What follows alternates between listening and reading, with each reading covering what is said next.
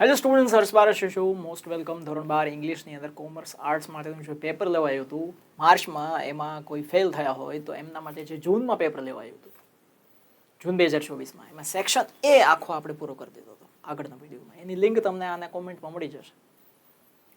આજે section B ઉપર આપણે ફોકસ કરવાનું છે. Section B. સેક્શન બી ની અંદર શું પૂછાય છે એ મહત્વનો મુદ્દો છે. હવે તો વિદ્યાર્થીઓ એ જોતા હશે ને, ખાલી સોલ્યુશન વાળા નહીં હોય, કે હવે માર્ચ 2025ની અંદર કેવા પેપર આવશે. આ વખતે તો ફેબ્રુઆરી એન્ડમાંથી પરીક્ષા શરૂ થઈ જવાની છે.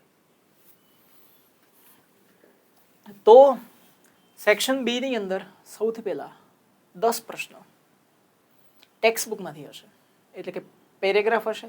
દરેક પેરેગ્રાફ ઉપરથી બે બે પ્રશ્નો હશે, એ સોલ્વ કરવાના છે. પછી એક ખાલી જગ્યા હશે. તો જો આ એક પેરેગ્રાફ આપેલો છે, આ લખેલું જ હશે રીડ ધ એક્સ્ટ્રેક્ટ, એટલે કે આખો ચેપ્ટર હોય એમાંથી અલગ કાઢેલા પેરેગ્રાફને એક્સ્ટ્રેક્ટ કહેવાય. એન્ડ આન્સર ધ ક્વેશ્ચન્સ, અને પ્રશ્નોના જવાબ આપો. પ્રશ્ન ફરીથી લખો એવું કંઈ કીધું નથી. Rewrite the question, rewrite the paragraph એવું કંઈ કીધું નથી. ટોટલ 12 માર્ક છે આ વખતે, બરાબર. આ પેરેગ્રાફ છે વોલ્ટ ડિઝનીમાંથી લીધેલો છે. એના પરથી એક પ્રશ્ન છે, How old is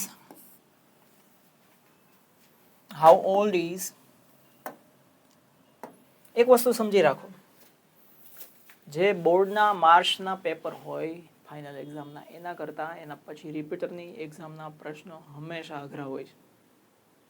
આ પેપર ઉપરથી ખબર પડી જાય. તમે માર્ચનું પેપર જોજો, એ સોલ્વ કરાવેલું છે. How old is Mickey mouse today, પહેલો જ પ્રશ્ન છે અને ટ્રિકી મૂકેલો છે.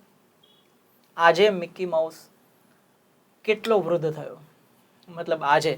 હવે આમાં તો આજે કંઈ લખ્યું નથી, એટલે પેરેગ્રાફ ઉપર જઈએ તો આ 40મો એનો જન્મદિવસ છે, તો એ 40નું એમ કહી શકાય કે Mickey mouse is 40 years old today. આના ઉપરથી પેરેગ્રાફ ઉપરથી જ આપણે લખવાનો છે જવાબ. તો પણ આજની વાત કરીએ તો દરેક જવાબ અલગ અલગ થઈ જાય.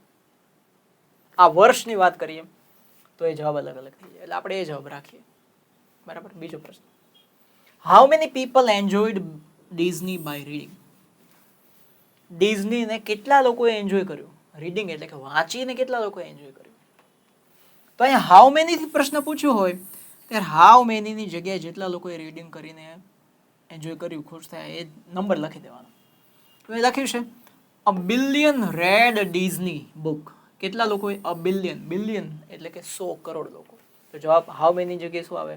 અ બિલિયન. પછી તો આખો પ્રશ્ન બેઠો છે. તમારે ખાલી જવાબ જ લખવાનો છે.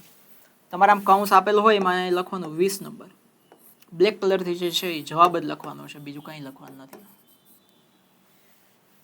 એવું નથી લખી દેવાનું જવાબ. પછીનો ત્રીજો પ્રશ્ન છેલ્લા પાઠમાંથી છે. Pamphlets are printed. Green charter. How can wastage of paper be reduced. Passive વોઇસની અંદર પ્રશ્ન પૂછે. વેસ્ટેજ એટલે કે બગાડ થવો. પેપરનો જે બગાડ થાય છે એને કેવી રીતે ઓછો કરી શકાય, પેપરના બગાડને કેવી રીતે ઓછો કરી શકાય. તો જવાબ છે અહીંયા પહેલા પ્રશ્નમાંથી જવાબ શરૂ કરવાનો. તો wastage of paper be reduced, પછી હાઉ છે ને એટલે બાય આવશે, અને બાય પછી આઈએનજી વાળું રૂપ બાય. કેવી રીતે ઓછો કરી શકાય?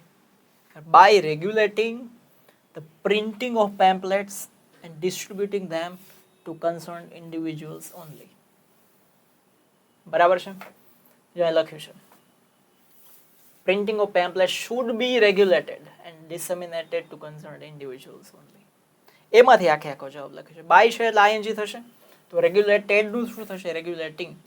By regulating printing of pamphlets and distributing, બરાબર, them to concerned individuals only. પેપરનો બગાડ કેવી રીતે ઓછો કરી શકાય? તો પ્રિન્ટિંગનું નિયમન થાય, એટલે કે પેમ્પલેટ જે જોઈતા હોય એટલા જ છપાય, અને પછી એને ફાળવણી જે થાય, ડિસ્ટ્રીબ્યુટ થાય, એ જેની જરૂર છે ત્યાં સુધી જ પહોંચે, બધાને નહીં. ભેળ બનાવીને ખાવા માટે નથી. પછીનો પ્રશ્ન, how is paper vested in pamphlets. Paper જે છે, કાગળ છે, એ પેમ્પલેટ વેચાતા હોય ને બધી જાહેરાતોના, એમાં કેવી રીતે પેપરનો બગાડ થાય છે? હવે એનો જવાબ, પેપર ઇઝ વેસ્ટેડ, પ્રશ્નમાંથી છે, paper is wasted in pamphlets by, પાછું by printing them in large numbers છે, બાય છે એટલે પ્રિન્ટેડ નું આઈએનજી થઈ જશે, by printing in large numbers and indiscriminately distributed to all and sundry without any regard to their relevance to the recipient. આખો જવાબ છે બેઠે બેઠે, કોઈ ફેરફાર નથી. હાઉ છે એટલે મેં ખાલી બાય નું આઈએનજી કર્યું છે. મોટી સંખ્યામાં પેમ્પલેટ છપાય અને પછી ગમે તેને એ કાગળ આપી દેવામાં આવે છે, એને લાગતું વળગતું ન હોય એને મળે, એમાં પેપર બગડે. બે પ્રશ્નો જોયા, થોડા અઘરા હતા, એનો જવાબ એક્ઝેક્ટ A to Z લખવાય થોડા. હવે પછીનો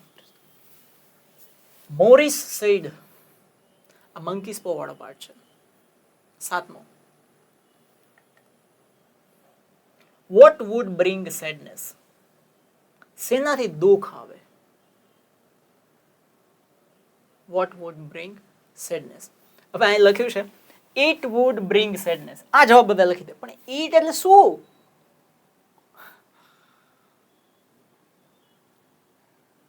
આપણને એમ જ લાગે it would bring sadness, what કાઢીને ઇટ લગાડી દીધું, જવાબ પૂરો થઈ ગયો. ના, એમ નથી.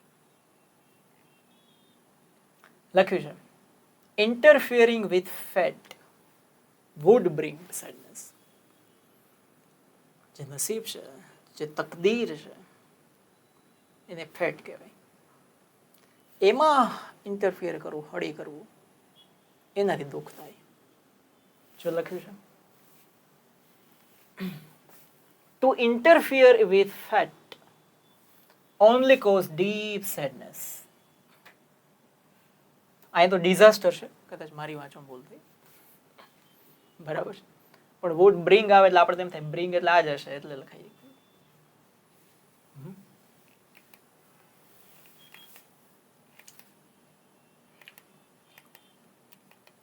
Why did he put a spell on the paw?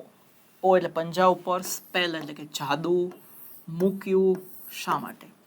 પંજામાં જાદુ એણે શા માટે નાખ્યું? ઓલ્ડ ફકીરે નાખ્યું હતું ને, વૃદ્ધ ફકીરે શા માટે નાખ્યું? તો જો આમાં જવાબ લખ્યો છે he put a spell on it so that 3 separate men could have 3 wishes from each from it. એને એટલા માટે એની અંદર જાદુ મૂક્યું હતું કે 3 અલગ અલગ માણસો એમાંથી 3 અલગ અલગ ઈચ્છાઓ પૂરી કરી શકે.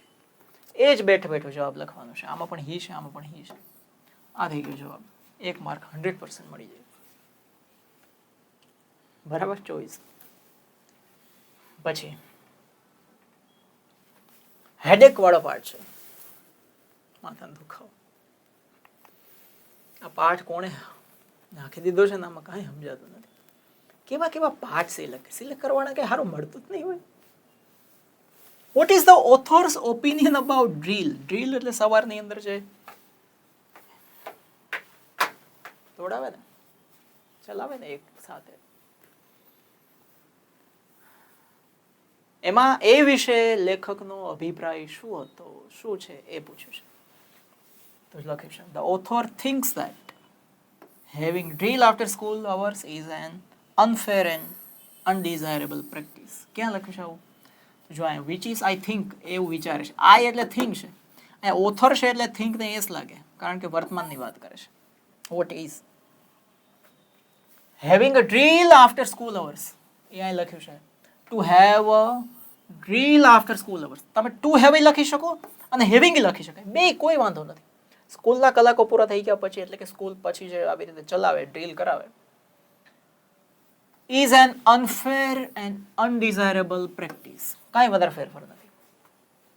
અહીંયા ઓથરનું ઓથર જ છે, પછી અહીં થિંક છે એનું એસ લાગ્યો, પછી ધેટ મૂક્યો, પછી અહીંથી તમે to have drill after school hours એમનું એમ છે, પછી અહીંથી એમનું એમ છે, કંઈ ફેરફાર નથી. એના ઓથરનું કેવું શું છે કે સ્કૂલ પછી જે અમને ચલાવવા દોડાવવા જે કરો એ તમે, એ અનફેર છે, અયોગ્ય છે અને અનડિઝાયરેબલ, કોઈની ઈચ્છા ન હોય ને એવી વાત છે. પછી which was the major excuse during drill. જ્યારે ડ્રીલ કરાવે સ્કૂલ પછી સૌથી વધારે મુખ્ય બહાનું શું હતું બધાનું? એક જ બહાનું. આનો એક જ શબ્દમાં જવાબ છે, હેડેક. પણ કેવો હેડેક? જો આ બહાનું છે, સ્પ્લિટિંગ હેડેક, સખત માથાનો દુખાવો, માથું ફાટ થાય. તો વીચની જગ્યાએ ખાલી આજ થઈ ગયો જવાબ. It is the answer. Well, children, where is so much racket? There must be something out of order. આ છે સોજોનર ટ્રુથ વાળો પાર્ટ છે. To be in a fix, આનો અર્થ શું થાય એ તમારે ગોતવાનો. આમાં to be in a fix છે, બી ઇન અ ફિક્સ, આનો જવાબ નથી આપ્યો. તમે શું માનો છો આનો જવાબ? એ જવાબ લખવાનો છે. તો to be in a fix means આટલું તો બેઠે બેઠો, to be in difficult situation, અથવા to be in a problem. આ જવાબ પણ હોઈ શકે.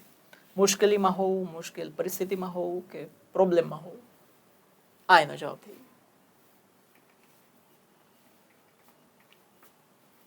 એ જ part. What help should woman be given? સ્ત્રીઓને શેમાં મદદ આપવી જોઈએ, અપાવી જોઈએ? તો એ લખ્યું છે woman needs to be helped. અહીંયાથી આખો જવાબ તમે લખી શકો બેઠો. સ્ત્રીઓને શેમાં મદદ થવી જોઈએ? કેરેજીસમાં, એટલે કે કોઈ વાહનોમાં, લિફ્ટેડ ઓવર ડીચીસ, કોઈ શું કહેવાય એવી પરિસ્થિતિ છે ત્યાંથી એને બહાર કાઢવાની વાત છે.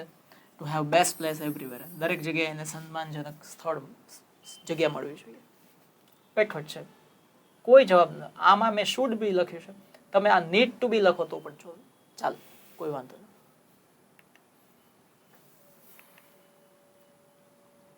આ પાર્ટ છે what you actually are and understand it for youth. What is transformation? Transformation છે શું? એ લખ્યું છે ને, there is a transformation. આપ બેઠો જવાબ ચાલે, કોઈ વાંધો નથી. if you look at what you actually are, તમે જો તમે શું છો ખરેખર, અને સમજો, then in that very understanding, અને એ જે સમજણ છે એને ટ્રાન્સફોર્મેશન કહેવાય. આ બેઠો જવાબ, કોઈ ફેરફાર કરવાની જરૂર નથી. This is the answer.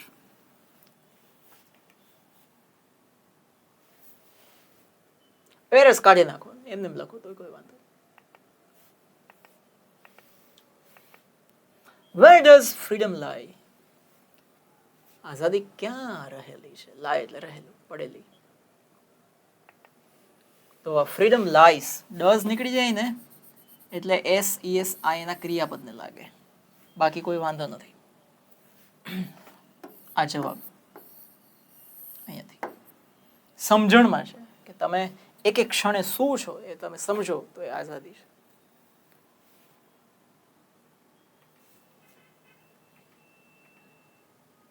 હવે છે શોર્ટ નોટ. 12 માર્કના 12 પ્રશ્ન પૂરા થઈ ગયા. હવે શોર્ટ નોટ કોઈ પણ એક લખવાની છે, 2 આપશે. પેલા 3 આપતા હતા, હવે 3માંથી 2 કરી, 2માંથી 1 લખવાની.